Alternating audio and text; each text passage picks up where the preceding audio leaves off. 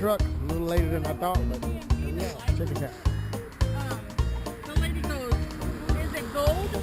I said, is that what the color's supposed to be? And she laughed and she goes, well, what color is it? I said, well, it's like a hand-painted green. Huh? Did you paint it like this? No, I did not. It's like that when you got it.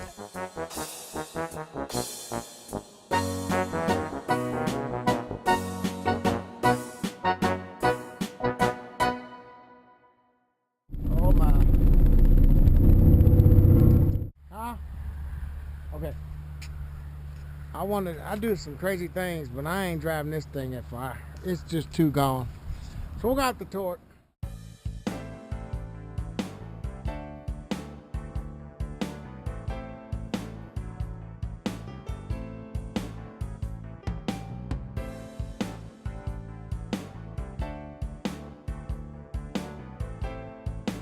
Well, it started out rough, didn't it, folks?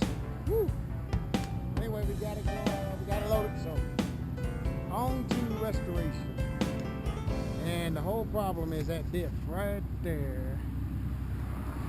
But don't worry, folks. We're gonna see how this goes. See you later.